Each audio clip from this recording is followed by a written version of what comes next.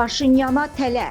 Kremlin Ukraynadakı taktikası uğursuz oldu. Növbəti sınaq İrəvanda olacaq. Moskva Paşinyan hökumətinə qərbə yaxınlaşmaması üçün təzyiqləri artırır. Digər tərəfdən də müxalifətçilər Rusiyada milyarder olmuş Samvel Karapetyan keçmiş prezident Robert Köçəryana yardım və dəstəyini nümayiş etdirir. Bir müddət öncə Rusiyanın mərkəzi telekanalında Azərbaycanın ərazi bütövlüyü pozulan xəritənin nümayiş etdirilməsi də revanşist müxalifətin təbliğatının dəstəklənməsi mənasına gəlir. Vaxtilə qərbi Azərbaycanlılar Rusiyanın və SSR hakimiyyətinin yardımı ilə indiki Ermənistandan çıxarılıb. Seçki qabağı təbliğat təşviqat kampaniyasında Rusiya yönlü müxalifət bu məsələni qabartmaqla Nikol Paşinyanı üstələmək istəyir. Rusiya milyarderinin başçılıq elədiyi qruplaşma iddia edir ki, hakimiyyət qərbi Azərbaycanlıların Ermənistan vətəndaşlığı alması üçün qanun layihəsi hazırlayır. Samvel Karapetyan bildirib ki, hakimiyyətə gələcəkləri halda Azərbaycan vətəndaşlarının Ermənistanda torpaq sahəsi və daşınmaz əmlak əldə etmələrini qadağan eləyəcək. Nikol Paşinyan isə bildirib ki, Qarabağa, Naxçıvana, Bakıya, Sumqayıta, Yevlaxa, Gəncəyə, Çaykəndə və sairəyə qayıtmaq məsələsi olmayacaq. O 1980-ci illərin sonunda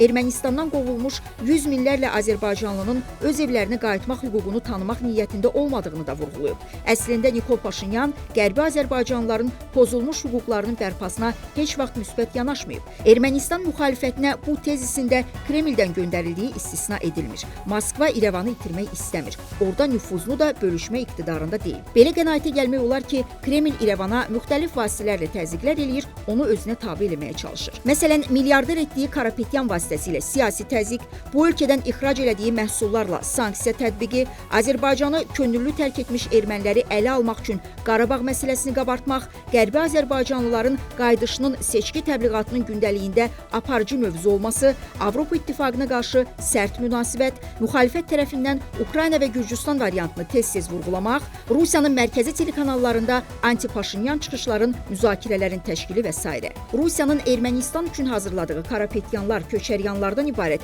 müxalifətin irəli sürdüyü şüarlar və tezislər təkrardır, cəlbedici sayılmır. Sosioloji sorğunun nəticəsinə görə Nikol Paşinyanın Vətəndaş Müqaviləsi Partiyası 35%-lə birinci yerdədir. Karapetyan isə 12%-lə ikinci sırada gəlir. Deməli, Rusiyanın təzyiq və təşviqatına baxmayaraq, ehtimal eləmək olar ki, müxalifət iqtidardan 2 dəfə az səs toplayacaq. Rusiya Ermənistanda qərbi seçən Gürcüstan və Ukraynadan fərqli taktika seçib. Görünür, Moskva İrəvanı seçki yolu, demokratik üsulla yenidən fəth eləmək niyyətindədir. Belə qənaətə gəlmək olar ki, Rusiya keçmiş Sovet əraziləri xüsusi təyinatlı hərbi əməliyyatlarla əldə saxlamaq istəmədiyini Ermənistan timsalında göstərmək istəyir. Yəni, keçmiş müttəfiqlərin Rusiyanı bu yolla da seçmək istədiklərini nümayiş etdirməyə səy göstərir. Çünki Amerika Birləşmiş Ştatları, Avropa İttifaqı həmin respublikaların topsuz, silahsız rəğbətini qazanır. Ona görə də belə də düşünmək olar. Ya Rusiya Federasiyası silahla simpatiya qazanmaqdan bezib, ya da onun hərb yolu ilə uğur əldə edəcəyinə inamı qalmayıb.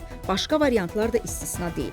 Moskva milyarder Samvel Karapetyanı təbliğ elədiyi bir vaxtda Amerika Birləşmiş Ştatlarının dövlət katibi Marco Rubio mayın 26-sında İrəvana gəlir.